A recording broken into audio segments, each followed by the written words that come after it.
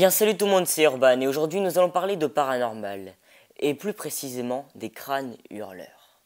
Pour beaucoup de peuples primitifs, le crâne était l'objet d'une terreur superstitieuse. Ils y voyaient le siège de l'âme, les chasseurs de tête conservaient le crâne de leurs ennemis comme de précieux trophées. Les guerriers scandinaves buvaient dans des crânes car ils pensaient qu'ainsi, ils hériteraient des vertus martiales de leurs adversaires. Les crânes ont toujours joué un rôle important dans les pratiques des sorcières et des magiciens. Il y a eu un procès célèbre au cours des crânes. Celui qui fut intenté en 1612 à Anne Chattox, qui commandait à toute une bande de sorcières de Lancashire. Elle fut accusée d'avoir déterré 3 crânes dans un cimetière pour s'en servir dans des rites démoniaques. Évidemment, on s'en doute, elle a été pendue. Au XVIIe siècle, une jeune fille nommée Anne Griffiths, qui vivait à Burton Agnes Hall, le célèbre manoir où habiterait plus tard Élisabeth Ier, dans le Yorkshire comme vous voulez, fut attaquée et sauvagement abattue par des voleurs.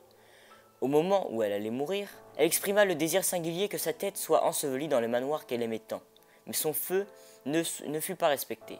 Elle fut enterrée dans le cimetière du village. Peu de temps après les funérailles, la maison se mit à retentir des gisements affreux. Des bruits étranges et sinistres, et les portes claquèrent toutes seules. On déterra le crâne, on le scella dans un mur du manoir, et depuis, Lord Burton Agnes Hall connaît la paix. Je vous affiche tout de suite une petite image de Burton Agnes Hall, donc Yorkshire en Angleterre. Voilà le petit manoir. Maintenant, je vais vous raconter l'histoire du crâne qui a perdu la tête. Donc de toutes les histoires de crânes qui courent en Angleterre, la plus singulière est probablement celle du crâne hurleur de Bettiscombe Manor dans le Dorset. Ce château est le berceau de la famille Pinet. Au XVIIe siècle, un Pinet partit pour les Indes occidentales et en revint avec un serviteur noir. Et excusez-moi, c'était au XVIIIe siècle. Ce serviteur mourut très rapidement, mais avant de mourir, il fit promettre à son maître qu'il serait enterré dans sa patrie, une île des Caraïbes appelée Nevis. Le châtelain ne tint pas sa promesse et fit ensevelir son serviteur dans le cimetière local. Aussitôt, des cris effroyables s'élevèrent de la tombe et terrifièrent le voisinage. Il fallut exhumer et le rapporter dans la demeure pour obtenir un retour au calme.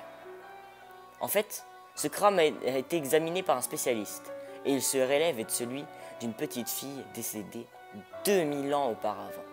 Mais la légende est tenace. Encore aujourd'hui, on dit que si on enlève le crâne, il se met à hurler et la personne qui oserait le déplacer mourrait dans l'année même.